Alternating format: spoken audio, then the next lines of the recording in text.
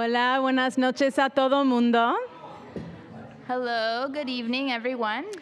Mi nombre es Jen Hofer y ella es mi compañera Betty Marín y juntas formamos parte de una colectiva que se llama Antena Los Ángeles. Hello, my name is Jen Hofer. This is my compañera Betty Marín, and together we're part of a collective called Antena Los Ángeles. Antena Los Ángeles fomenta la justicia del lenguaje en la región del sur de California mediante la creación de espacios bilingües como este. Antena Los Ángeles promotes language justice in the Southern California region by creating bilingual spaces like this one.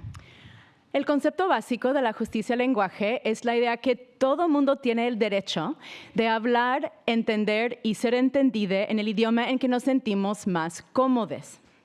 The basic concept of language justice is that everyone has the right to speak, to be understood, and to understand in the language in which they feel most comfortable. Lo que estamos haciendo en este momento es la interpretación consecutiva. Yo hablo en español y Betty me sigue en inglés. What we're doing now is called consecutive interpretation. I'm speaking in Spanish and Betty is interpreting into English. Pero en un momento vamos a empezar a probar el equipo de interpretación simultánea.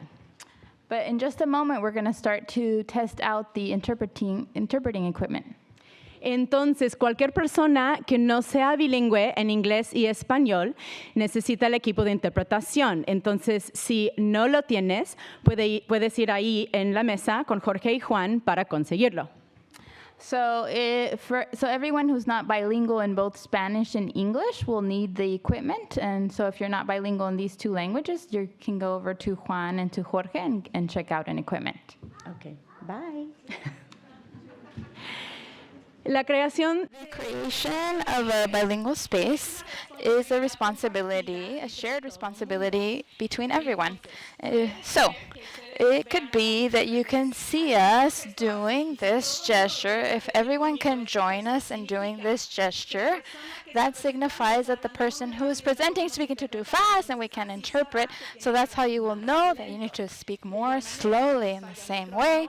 If we can't hear for some reason, we use this gesture and everybody can do this gesture. We need them to speak more loudly. We also remind you to keep the equipment on and just put up the volume or put it down according to the language that is being spoken, because we're going to be switching between the two languages constantly. If something happens with your equipment and you can't listen, just go to the table and Juan y Jorge will help you. We also want to honor the presence of other languages that aren't English or Spanish, especially indigenous languages, since we're here on Tongva land. The capacity that we have right now is to interpret between Spanish and English, but we honor all the languages that exist. Also, the people who listen and understand in Spanish, you will notice that we're using the E in the pronunciation of our language. It's not an error in pronunciation. When we say cómodo, for instance, comfortable in Spanish, it means we're challenging the gender binary to create more inclusive spaces for everyone. At the end of the event, if you could please return your equipment at the table before you socialize. If you'd like more information about how we create bilingual spaces with Antena Los Ángeles, you can take a brochure. You can take one of those. For us, it's really a pleasure. We love the public library, and we really feel very proud to be here and to share this bilingual space here. Thank you. Our participants tonight, Chaz Bojórquez is often called the godfather of East Los Angeles Cholo-style graffiti. His work, you've probably seen it, can be seen all over Los Angeles, in galleries and also around the world, and also tattooed on thousands of people. Chaz grew up in LA in the 50s and 60s, where he was introduced to the long-standing tradition of Cholo writing. He studied at Chenard and also studied Asian calligraphy, and his work is represented in numerous permanent museum collections and has influenced generations of artists, including two artists who live in Tlacolula in the state of Oaxaca, Dario Canul and Cosíhuesa Cernes, who go by the collective name Tlacolulokos. I just realized that it's actually helpful not to hear my translation while I'm speaking. Perhaps another quality that Tlacolulokos share in common with Chaz is that, as one critic wrote, quote, "They do not sell their lives for a living," unquote. They live by their art. Dario and Cosi both studied art at La Curtoreria in Oaxaca City, and their work has been exhibited at MUAC in Mexico City and on the streets of Tlacolula, Oaxaca City, and here in Los Angeles. Their work offers a reflection of local reality and the problems and challenges of their place of origin, Tlacolula, and often addresses the question of migration. We were introduced to Dario and Cosi by our incredible project consultant, Dr. Xochitl Flores Marcial, who also comes from Tlacolula. And I have to say that from the moment she led our team into Dario and Cosi's studio there, and we saw their work, we knew that we'd found the right artist to paint the mural in the Rotunda that would be juxtaposed with a historic mural by illustrator Dean Cornwell, completed and installed in 1933. Moderating the discussion with Tlacolulokos and Chaz tonight is Amanda De La Garza, visiting us from Mexico City. Amanda is adjunct curator at the University Museum of Contemporary Art there at the university. This is the second exhibition she's worked on with Tlacolulokos, and it's been a great privilege to work with Amanda for the past years, and we're very grateful for her guidance on this project. We will entertain your questions at the end of the panel discussion. Please wait until the microphone comes to you, as we do record for a podcast. And afterwards, you can all join us in the courtyard for a reception with mezcal, courtesy of Cheech Marin. So now please welcome Amanda De La Garza, Dario Canul, Cosi Ojeda Cernes, and Chaz Bojórquez. Thank you. Good evening to everyone. It's a pleasure to be with you tonight. I'm very grateful for the opportunity to have this conversation with Dario, Cosi, and with Chaz. And before anything, as was mentioned by Luis, I would like to dedicate this talk to the inhabitants of Mexico City. As you know, I live in Mexico City, and so the events that happened today have really moved me. And it's 32 years ago, 19th of September, we also had the most horrible earthquake that has happened in Mexico City, and the same same date that another earthquake happens with lots of fatalities. So it's really like a war zone there right now, what we've heard from the media. And so in this sense, I would like to dedicate this talk to them. I would also like to highlight that it was precisely in 1985 that the civil society was able to also get the city back together. And so I think it will be the same situation in this terrible crisis that we're going through today. This talk that we've organized talks about the possibilities of the art as a form of protest, dissent. So what is political art? So in that sense, we have artists from different generations talking about different latitudes, but still they I consider that they have lots of things in common, and that's what we're going to talk about. So we're going to try to kind of break apart what this public art is about. What is this political art about? Or this art of dissent. So from my point of view, dissent is really in the images. It's the power of those images, the spirit, the political spirit that they're able to put in those images.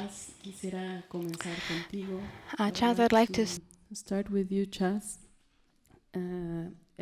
I would like to ask you, first of all, why the street? Why the street? It's when I started graffiti. It was during the civil rights movement, and identity was really important. I went to art school, and every time I would go to a museum, I did not see anybody of my culture or my generation or anything. In some ways, as a young man, I was trying to find my identity. But being real young, when I was 10 years old, I would go into the street drainage pipes off the Arroyo Seco River. and you go up in there about a couple of kilometers, and with that little green river of what was black water, we'd go sliding in there. But we used to carry candles, and deep, deep in there, I would find graffiti from the 1950s and 1960s. At that time, they would make graffiti letters using smoke out of the candles, or at those times, Zippo lighters that used kerosene, that really big flame, a lot of smoke. But if you looked up in there, there was all of these names. I found it fascinating. And I found a sense of beauty. My cousins, part of my family, my uncle was a zoot suiter from the 40s. I had plenty of cousins in prison. That wasn't me. I was that hippie. I was that, wanted to just do my own thing. And I saw the graffiti of the Cholos, and it became beautiful to me. It spoke as a language. I learned the grammar, I learned the pronunciation, I learned the history of those letters, and I used those as the tools of my identity because I couldn't find anything else. The streets taught me how to read, it educated me, and it made me an artist. Thank you. And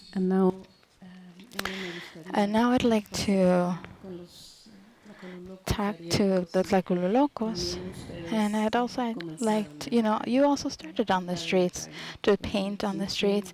If you could talk about how the start was, and, even though you're still developing work in museums and art spaces, you're still interested in working in the streets. Well, like Chaz just said, it was, searching for identity. It was searching for a space where we could say something. Sometime afterwards, Oaxaca, it was changed by the 2006 social movement, and so the art was used as a political tool. And so that was, our search. We were also influenced by the punk scene of disobeying. We started to paint more on the streets. We used stencils. We made small murals. And afterwards, this change from the Oaxacan stencils and the Oaxacan art turned into pieces for museums and galleries. So Tlacolulokos wanted to be more kind of dissenting against that and critiquing that, so those kinds of posturings. It doesn't really identify with our own collective.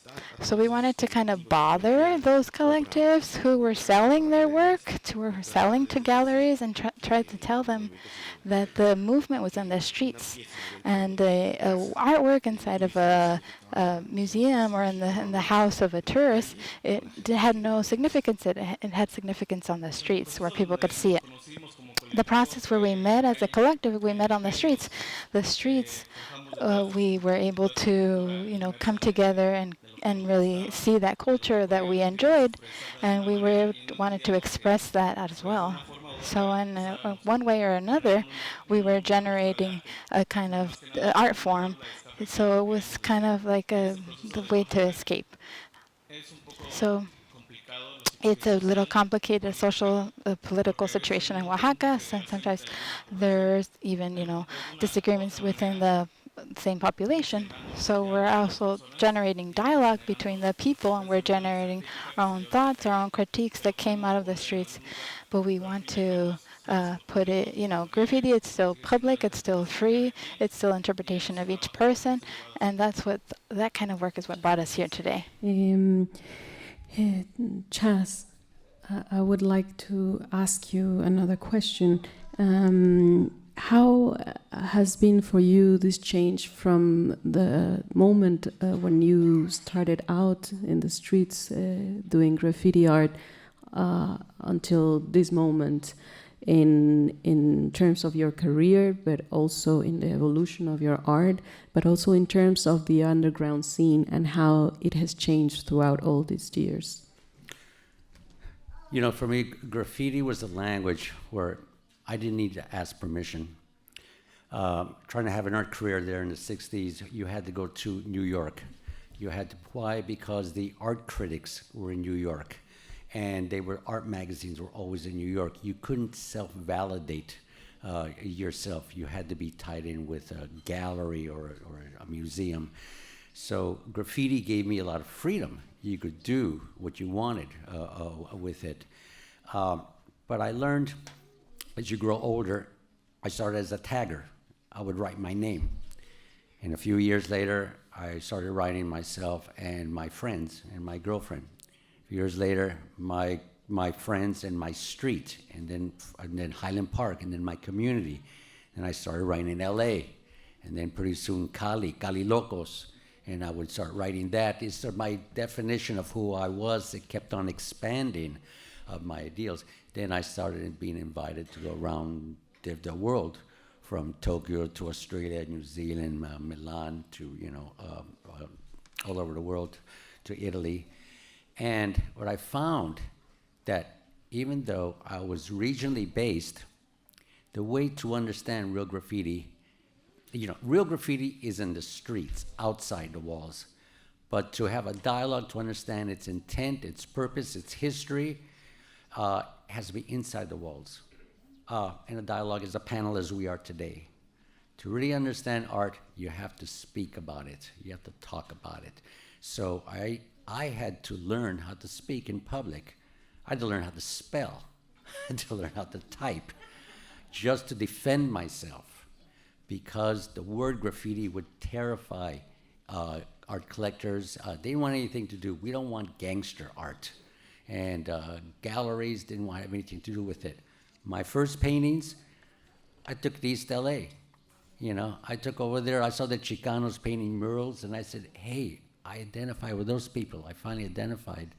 And I said, I like those lowriders. I love, my family comes from Tijuana, which is just, it's a world in itself. But I like all those blood in, blood out, American Me. I like those movies. But when I took my work to East LA, they said, Chaz, this is anti-Chicano. This doesn't work in our East LA community. I was shocked that I couldn't have my own culture, believe it. They say it's anti-Cesar Chavez, anti-religion, it's anti-farm workers, anti-border, migration,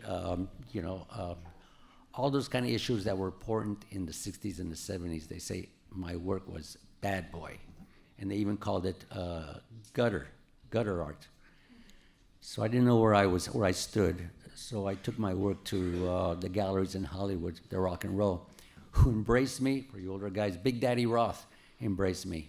Robert Williams embraced me. And they would tell me, these white guys, Chaz, we don't know what it says, but it's bad boy and we like it. Later on, we found out, I noticed that the Chicanos, they weren't getting anywhere either. They weren't getting any traction with their work. So they started self-validating. They became their own teachers. They became teachers in universities. They formed Chicano studies. They self-validated. I said, we can do that too. So that little group, a community of artists, we formed Juxtapose magazine. We were crying. We said, nobody likes cartoons, nobody likes graffiti. Well, let's do a magazine, which we tagged on Thrasher magazine, which is a surf magazine.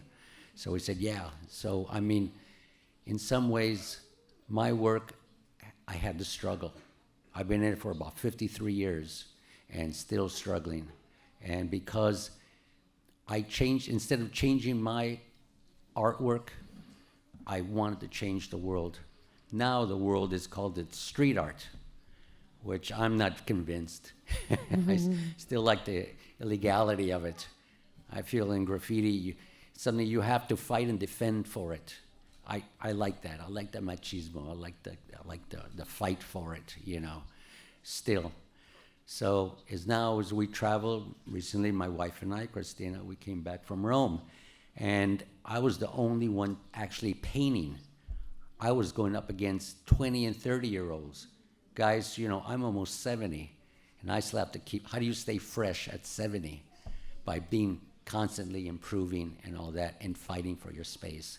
So I'm still doing the same stuff I did I started in 69, what I did in the early 70s, I'm still doing it. And I tell you, it's a lifestyle. It's a life brand. It's something that grabs you and doesn't let you go. Graffiti is my life. Thank you.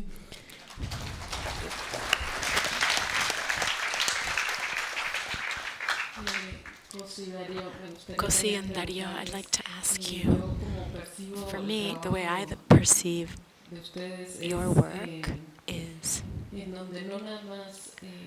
it's not just political dissent, rests in the images you use and the iconography that you use, but it's also in this kind of a way of expressing reality, the entire reality that surrounds us in a very direct way. And above all, what you've been saying constantly, that you are not there to please, you're not there to just be complacent with the established forms of art. Even Oaxacan street art, as the same way that Chaz was commenting, that has become part of the establishment. So if you could talk about the position that you've taken in relation to certain kinds of artistic presuppositions or artistic ideas, and that idea of not being complacent, not being complicit, and showing the contradictions even inside social movements and one's own culture as a political position as well. So as we said at the beginning, the way that Tlacolulokos started was a way of drawing ourselves, making a portrait of ourselves, of Oaxacan people, ourselves. It was a critique of the state, a critique of authority. But we also realized more and more that many times the human contradictions are part of what determines what happens in movements. We noticed a lot of contradictions in our own ways of thinking, and we also wanted to put all of that out on the table. We wanted to be clear about all of that.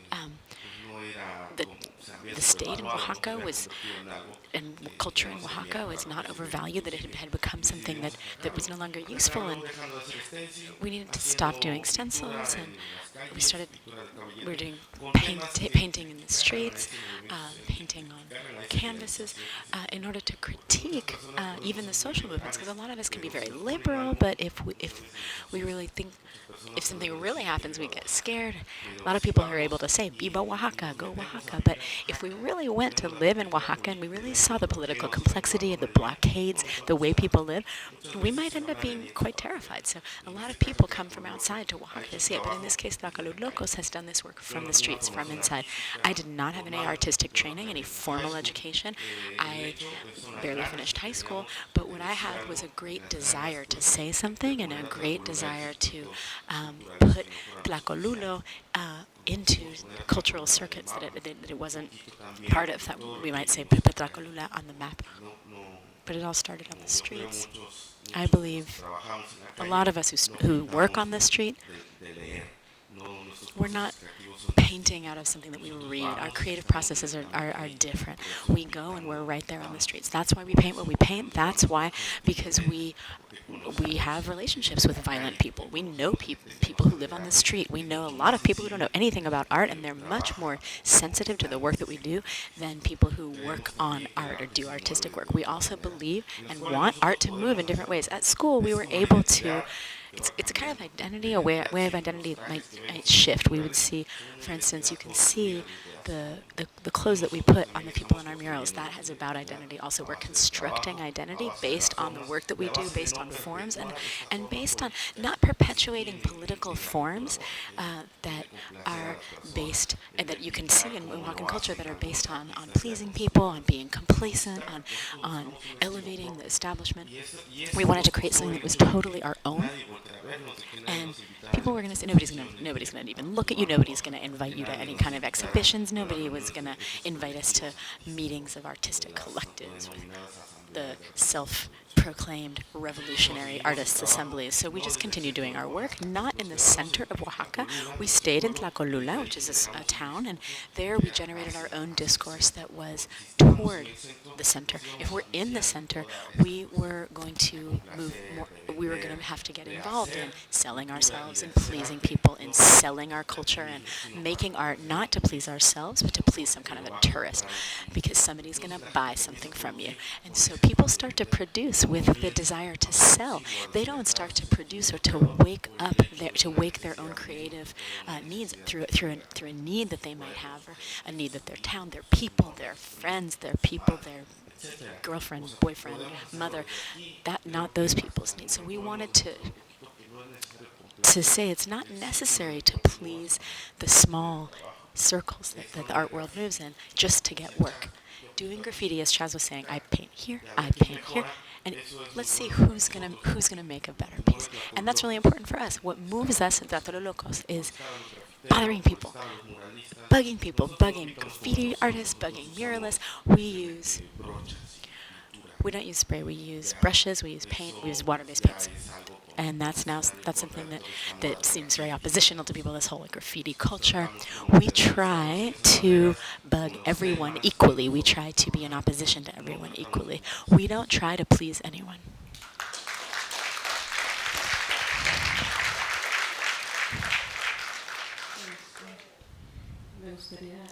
Russell, can we put the images?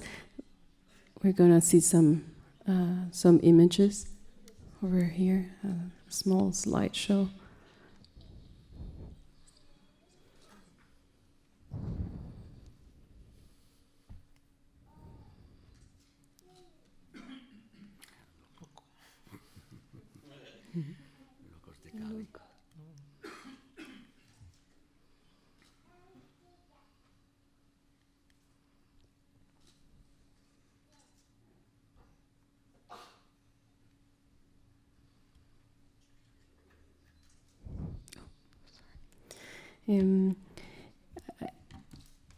To speak about art, you have to see it, right? It's important to see the images.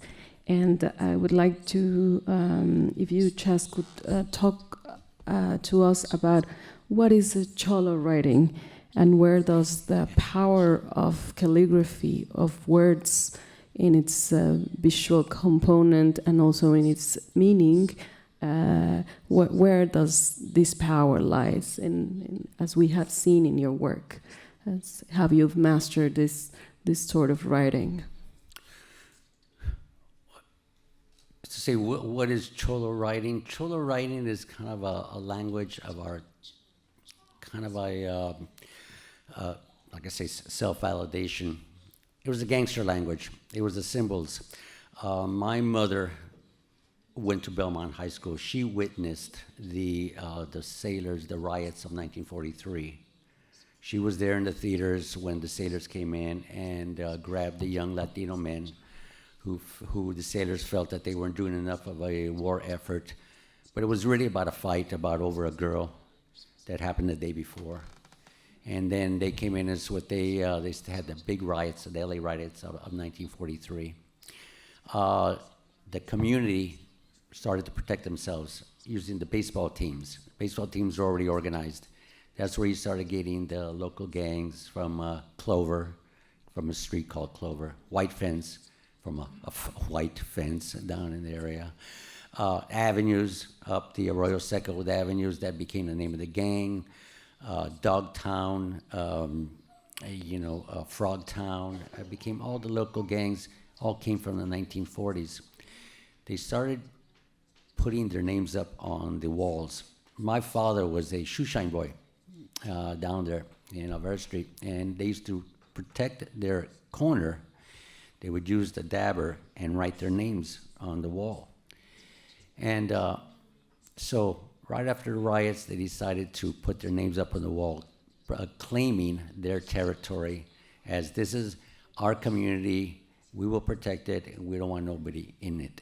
So it was a language, it was a typeface of territorial, of rights, and also of a beware. If you do not belong in here, you better watch out. If you are not from this community, you better leave the community. If you read graffiti, it's laid out very much like a Madison Avenue advertising. It's headline, body copy, logo. Which I found the same format in clay tablets from the Sumerian culture of Ur that I saw in exhibit.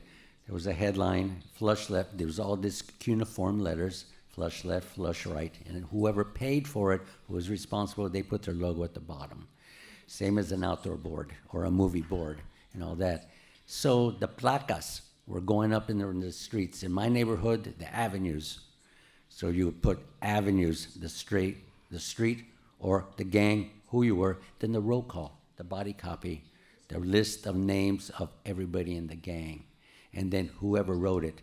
Because usually the artist of the gang, the one with the best hand, wrote. There was always the cutest guy who had all the girlfriends. There was the guy who had 2 jobs and had the best car. And then there was the guy who was the artist, and he wrote all of the names. And to show pride in our community, we made sure that we used the most prestigious letter shapes, which was the Old English. It was used for your birth and death certificates, your graduation certificates, your greetings from the military, remember Vietnam? And so they used that letterface, and they would wrote their names, avenues, all in this Old English. We only wrote in black and white. And before the spray can came in around 1953, it was always used in a brush. Like a calligraphy, like a felt marker, you could use a thin chisel brush. You can make a thin line and a wide line. So it was a large calligraphy pen. That's how that writing's kind of started. I used the spray can. At that time, there was Krylon. The worst pigment, the worst pressure, the worst tip. So there's some famous graffiti guys here. Mr. I1 is in the audience. He would know about spray cans. And that tip, you threw it away. I went back to the brush because I could control that. But in the traditional graffiti, it was thin and a broad line. My forefathers of the graffiti, they were going into the riverbeds before they put concrete, and they found tar seeping out of the riverbed. They would keep it in a can, it would make it soft, and they used to paint with a stick and tar. Underneath the Main Street Bridge or the Spring Street Bridge by the LA River, you need binoculars. If you look way up there, you're going to see a killer, 1943. And then Old English square block letters with quotes.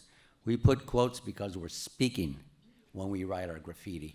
It's to be heard, not, we're just not writing our names. We are announcing ourselves, So when I was young, I could walk into a neighborhood and I go, oh, this is white fence, and this is 50 deep, and they control arrows. They control this direction, and they control this direction.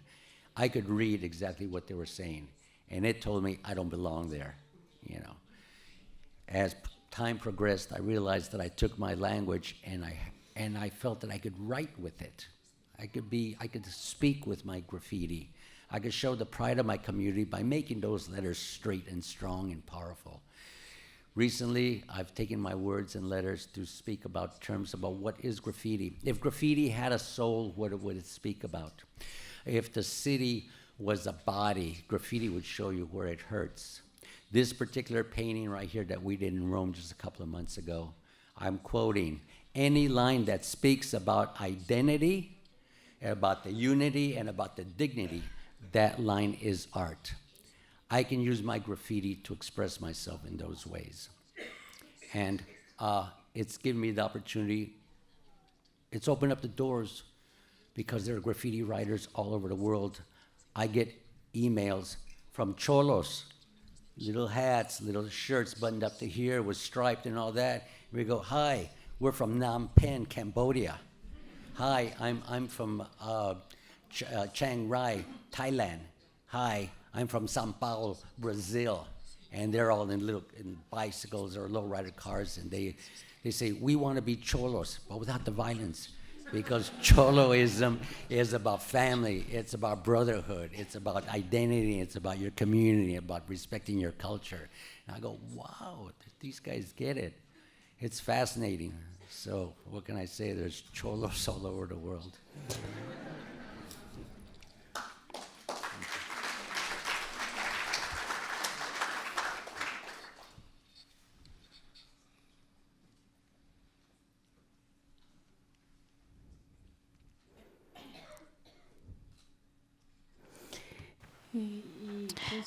Cosi, in that sense, with respect to what Chaz is saying, this kind of Cholo writing and this brotherhood amongst Cholos, I think a very interesting aspect of your project that you did here in the library has to do with the Cholo bodies, the migrant bodies, the indigenous bodies. You have kind of a figurative style that is still talking about identity. So what is this representation for you, and how are you inscribing the history or the individual and collective history, I know, from many years in the characters and the bodies that are in the murals?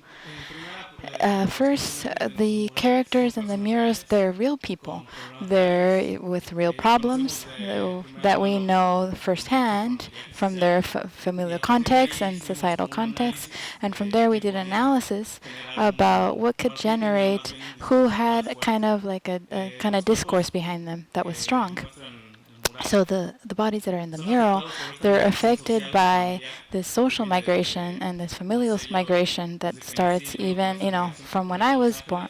I've received this cultural migration from Los Angeles that's really influenced in our own generations, and I've also worked with this. And the Cholo part is really the popularization of the culture, that Mexican identity that was searching to create a community in Los Angeles and to generate empathy and family, that above all is a concept of brotherhood. So within the characters of people, there's people who are tattooed, people who have scars for different, reasons. So I think those are the things that are talking about the reality that is felt, that reality that we want to put on the walls, that we want the reality that want to be a reflection. It's not, the bodies are not only complacent. They're also reflexive. They're also, showing our concept. So in that way, so it's really the idea of each person to be rooted and to take it with them, and as a moment of pride, also as a signal of battle, of struggle. So all the characters are real. And we paint them because we feel that they have something to say and something to turn over to you today. I would also like to make a point about the possibility of another kind of public art. It's a theme that is very relevant, I think, in the street and the work that is happening, or that is, has been done by artists on the street, but also what's happening in the case of murals in the library of Los Angeles, the Central Library by Tlacolulokos. Dario, who are they speaking to, these murals? What is this character or this type of public art? What is it saying? How have you kind of argued this? So the murals are talking to people like us, like the Tlacolulokos, people who maybe don't have educational training, as I mentioned, but they have a sensibility about the visual codices, about the visual codes, about certain aesthetics, a sensibility to be with somebody, to talk with them, to convert them into become your family, to be kind of like the Cholo kind of style. I always joke that with friends in the collective, I would have been a good Cholo. In my context, I wasn't allowed to be, but we're trying to kind of create unity amongst us. So the mural is there, an anecdote. So in a valley, in a school, there were some kids who actually identified with the murals, and Amanda actually hasn't seen this, so this youth started to see and understand, and for them it's really, and for you to see it, and I think everybody's going to understand these differently from their context, so they're going to kind of question different things as well. So we're actually jealous, and we care about our own people, and so we're talking to our people about to Oaxacans. They're saying beautiful things that Oaxaqueños, that we want to be happy, but they're also talking about those contradictions that are the Oaxacan, to be jealous, to want to steal the work of your fellow countrymen. So we're also even racist against our own people as well. So that's the context that we live in. So there are contradictions within our people that we see, and so it's, you kind of have to ask yourselves, is that really good what I'm doing? Is it good or bad? So if they identify a tattoo, if they identify a gesture, if they identify a text, that's really what it's about.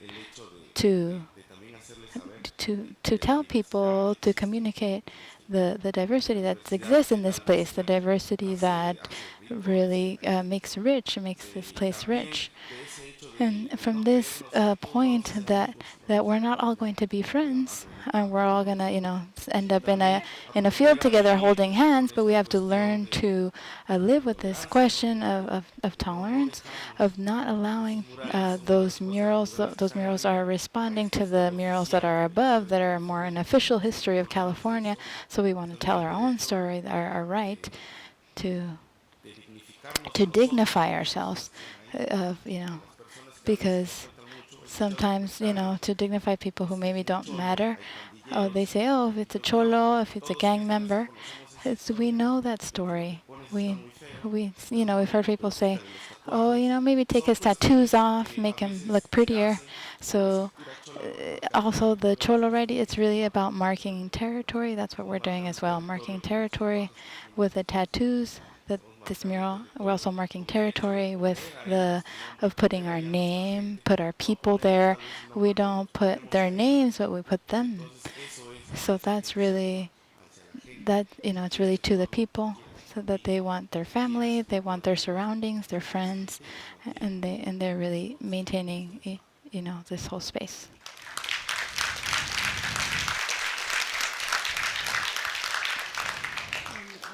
Chaz, it is well known, this discussion on what happens when underground art or graffiti art is institutionalized. I don't like the discussion about the market, because it is the simpler way of addressing a discussion. Like if you are part or not of the market. That's another sort of thing. And but I'm very interested in, what do you think? Has underground art has been institutionalized, and what are the implications for dissident art to work within institutions, what are the possibilities as well of these other narratives, these other discourses, as well as the work of Tlacolulokos, that those images are present in a space like the library, like the Central Library, a very important public institution. So if you could speak about this. As an artist, and we live in two worlds. We live in the art world, as we are kind of right now, and in the audience, we all live in the art world. But there's the art market, the bling. Who buys my work is the 1% of the 1%. People of Miami Basel. I sold 2 paintings to a gallery in Switzerland, and they resold them to somebody in Dubai. Okay, what that does for me is nothing except gives me a life that I can grow my family. It gives me my mortgage payments. It pays for my water and for my food and everything else. That's a job and all that. So I'd rather have this job than any other job. We live in the two worlds. Does the art world validate me? No, it pays me very well. But who validates me is the art public and all that, is these young men. They're the ones who were interested in having me on the panel. Cannot work alone and all that. I mean, let's say, for example, the LA Mural Conservancy, Isabel Rojas, who's here. She has done so much as I can with the graffiti world and all that. So, I mean, I can stay in my studio, and I can just stay there and be very happy. But if I want my voice to be heard, then I need to come out in the art market. What's wrong being on this panel and being podcasted? You know, we can't do that and all that. So this is part, maybe you could say this is part of the art market. But, you know, I have to hand it, when we were young, we would wear a T-shirt and we would never have a name or a corporate sponsor or anything. We just had solid colors. Now, every youth has some type of corporation or some type of Supreme or skateboard company on them and everything else. And I used to feel sorry, they don't have enough money for the schools, for art and all that. I'm tired of that. The youth you can publish, broadcast, you can create art, and like I say, broadcast it to the world out of your bedrooms, you know, with your phones and all that. So, photographer that we were dealing with at a recent show, and I go, "You're a fantastic photographer. What art school did you go to?" "Oh, I went to the school of YouTube," you know. So, I mean, it's a different world. The only way to compete is to make sure that I come correct, that my work speaks the truth. I tell the youth, they ask me, they go, "How can I be famous?" Which means being famous, you know, the best artists are the ones who are influential. And you have to get to that level. To be influential, you have to be known, and you have to self-promote. As an artist, you have to self-promote. But everybody is good now. So how can you compete and all that? Like I said, how do you stay fresh? For one, you have to be one of the best, but also your work has to be unique. They have to be recognized from across the street. You know, "Oh, that's Dario. That's Gosi's work over there from across the street." And the work has to be profound. It has to have deep meaning. And you get that across. Then you go across the whole art world and the art market. You be above it all. You know, something. You use the art market. You use the art world. You know, when I have a book published, they say, "Oh, Chaz, you know, they're using you. They're taking your money and all that stuff." And no. When I want to get my voice out there, I find a book publisher. They put my image on my terms, my voice on my terms, and they distribute around the world on my terms. So you need to be incorporated. You need to be part of the art market, but you need to be true to yourself. A lot of men get caught up in the art market, and you know what they say? They start buying a specific look that you have, and if you improve as an artist, they go, "Oh no, we don't want that. We want that 1980s look. We want that look." A lot of artists get stuck with that. They don't want to leave because they're making a lot of money. Is that being an artist or that being a marketeer? You need to be true to yourself. The more that I progress in my work, the more I pull is the worse for my career. Because in Rome, I think they expected a Cholo go up there and doing block letters of what they expected. What they expect out of New Yorkers, graffiti writers, they expect 1980s bubble letters. And if they do something else, they're not respected. So the art market can be untruthful. It could be backwards. So I say, you know, as an artist, be true to yourself, do the best work you can, and always the best work float to the top. And that's my job, is to paint. Thank you. And So we're kind of reaching the limit of time. There's a few more questions I want to make. I would like to pass the microphone to the public, who can ask in Spanish or in English to the artist. First question? So just really quickly, I mean, just a basic question I wanted to ask Mr. Bojórquez is, what were your thoughts about their work? Like, what did you think about it in the context of it? About your work. It blew me away. I suggest everybody to go into the Rotunda, find some time, and actually go mural to mural and all that. I like the forced perspective. I said, did you use photographs and all that, which is very modern because there's the punk boots sticking out in front of you. I like the tattoos because every tattoo was a language. It would represent either community, culture, their travels, the conquest, if you know how to read all the tattoos. I like their coloration and all that. I asked them, I go, which art school did you guys go to? They were self-taught because they've been seeing all the magazines. They see what everybody else is doing, you know. As an artist, it is beautiful work. Great composition, great colorization, great subject matter, and they kept the point. You know, I'll tell you, try to make a painting yourself, see how hard it is.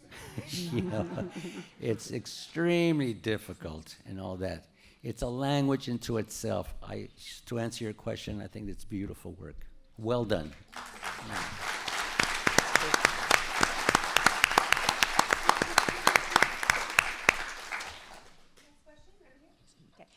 Hi, there has been a lot of reporting recently about the art galleries in Boyle Heights in East LA and the local reaction against the galleries because people are concerned they're going to be priced out of their neighborhoods, it's going to take away the culture, it's not going to be a Latino area anymore.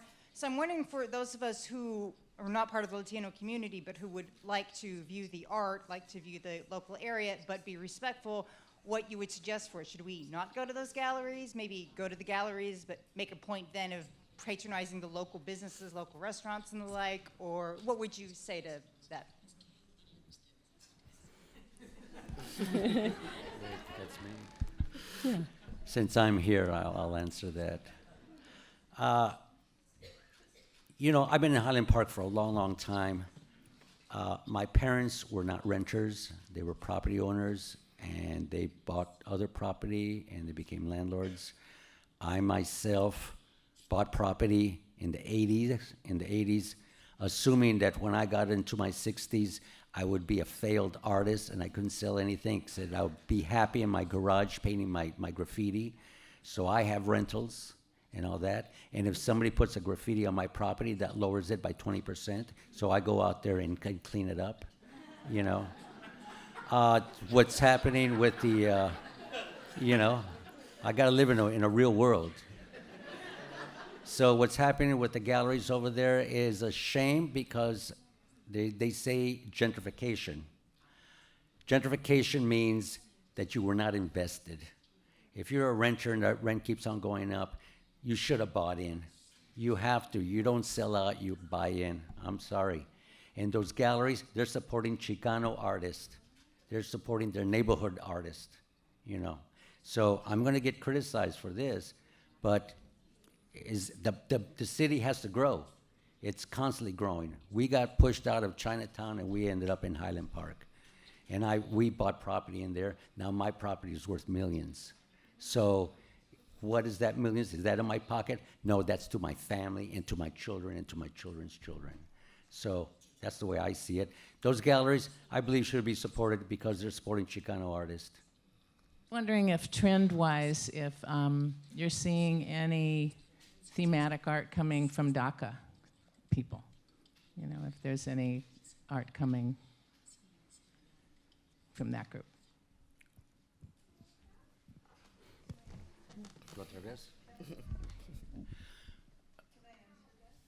Yes, the Mural Conservancies might have an answer for you. Well, I just wanted to say that because current events that are happening from the government regarding to Dreamers protected by DACA, I'm actually doing an exhibition about that issue for the PSTLALA, and I had invited some of the Dreamers who had photographed the process, including some of them who go to the border when they open the border for 1 hour to see their relatives. So there are artists within the group who are painting, who are taking photographs, who are writing, who are producing music. There's a performer, a comedian, who is going to perform in one of the events that I'm doing. So there are artists that are part of this group of 800,000 people protected by DACA. So, you know, that's what I know.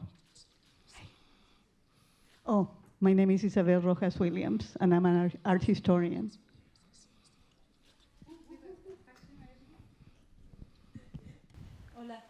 Hi, this question is for José and Darío. What is your impression of Oaxaca, California? More than anything, the community, they have such deep roots to remain united and connected to us despite the distance. It's been very satisfying to have this community outside of Oaxaca, which is another Oaxaca. Same problematics, same issues, same concerns, the same, I don't know, the same love that we have for our Oaxacan roots as the ones we have at home. Also, something really important is that we share something that there in Oaxaca, which is very beautiful, which is these invisible divisions between Mixtecos, Zapotecos, Serranos, and that's something that happens here, that we bring it from Oaxaca, because in Oaxaca, as we say, everybody gets onto their own train and they don't get off it.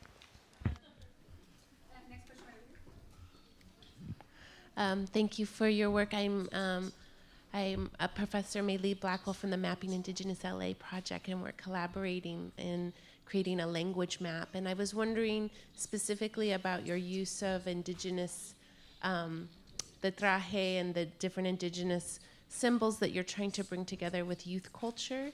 Because a lot of times as indigenous people, we're folklorized, or we self-folklorize. And so I'm wondering about how you're thinking about that mixture of keeping traditions alive and also mixing it with punk and hip-hop culture. I wanted to know about that, specifically the different forms of indigenous, the visual codes of indigenous dress in the murals you have upstairs. Thank you. Well, the construction that our identity has always been constantly changing. The trajes, the outfits that we see in the murals are a construction of our colonization throughout history. Now, if we do research on a lot of these traditional dress, a lot of now they come from China, they come from different parts of Asia, so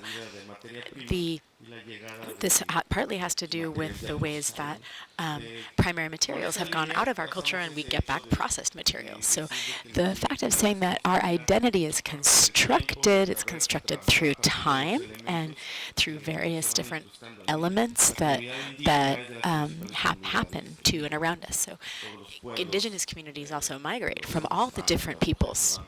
Men leave, women leave.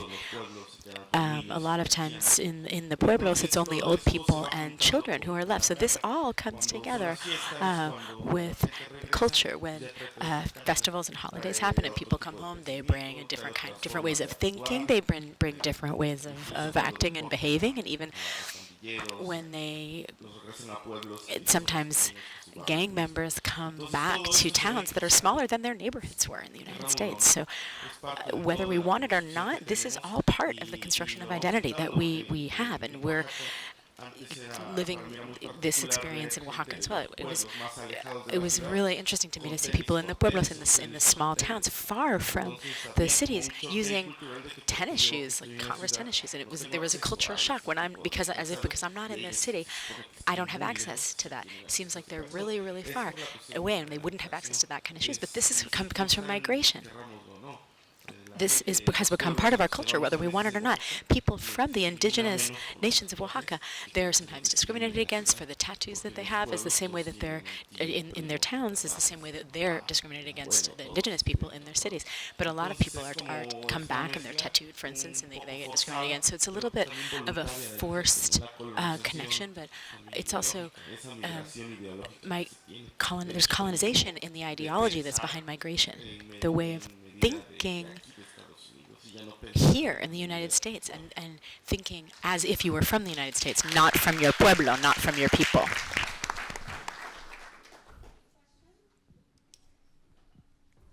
Thank you. I was curious, specifically to the two artists from Oaxaca, if you could speak to the relationship that you have with your community. Chaz delineated one type of relationship with the community, and I was curious what kind of conversations you have, and how the community perceives you as an artist that plugs into it.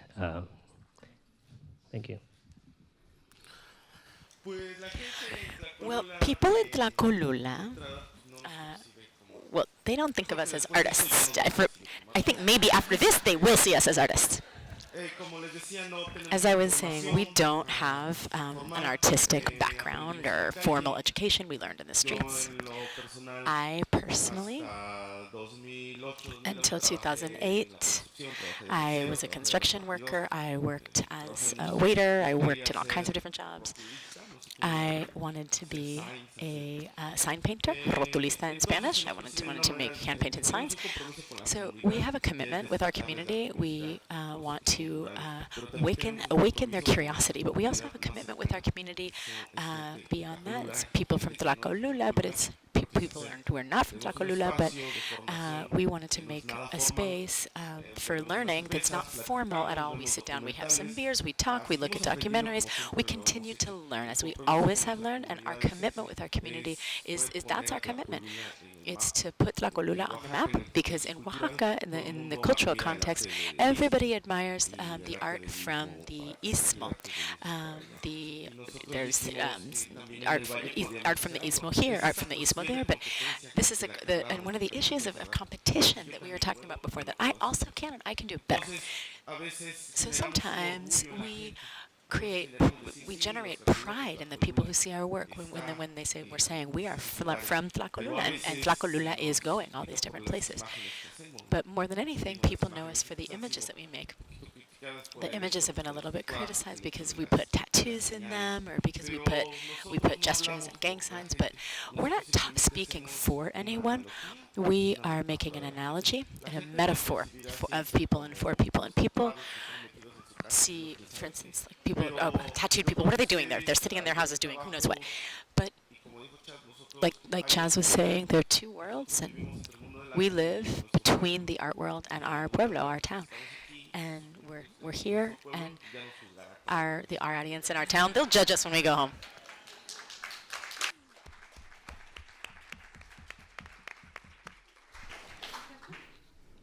You guys are incredible. Your art is incredible, and it blew me away, and it's powerful. My question to you is personal. For each of you, when did you feel in your hearts and souls that you needed to be an artist?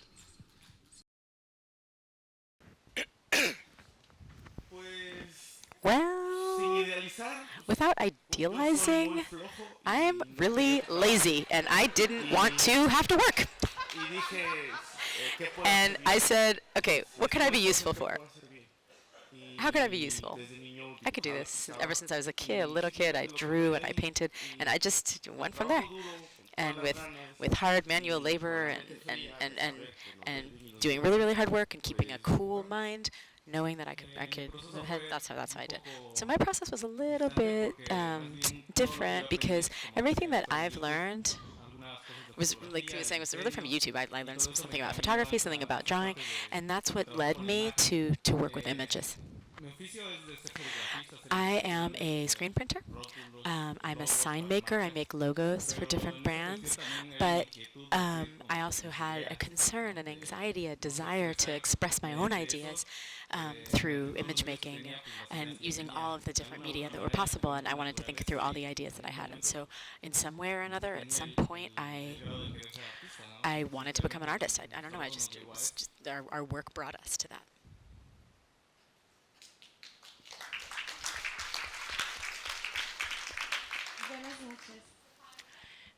La última pregunta. Good evening. I wanted to know, you talk a lot about the way of analyzing. How do you stay real? How do you avoid? Más cerca al micrófono. Sí, claro. Mil gracias. How do you avoid how do you yourselves avoid idealizing Oaxaca? What are your methods for avoiding idealizing Oaxacan culture? So I think that our methods, we learned them even before meaning to learn them. So we were thinking about the way that Oaxaca, there's a certain gaze toward Oaxaca. Indigenous people in Oaxaca are considered only for the Guelaguetza. If it's not the Guelaguetza, you don't have to even think about or look at indigenous people. This has marked us, and this is something that we really value. We're not just. If I see something and I say I don't like that bothers me, then I can respond to that. We're kind of bitter, right? And so we can be critical of certain things, and we can use that in our work, and we respond with our work. We always respond through our work, and we're always thinking about ourselves. We're very self-critical. I'm always talking to him. He's always talking to me. We're saying what we don't like or what we do like about each other's work. We're critiquing one another among our group of friends. If something is really bothering us or it seems really not right, we're working through it in our work. So these issues around this lack of diplomacy and this directness among ourselves helps us to think more clearly. And so then our ideas can be recognized in our work, and we're able to say things that you really aren't supposed to say. And so that's how we do it a little bit.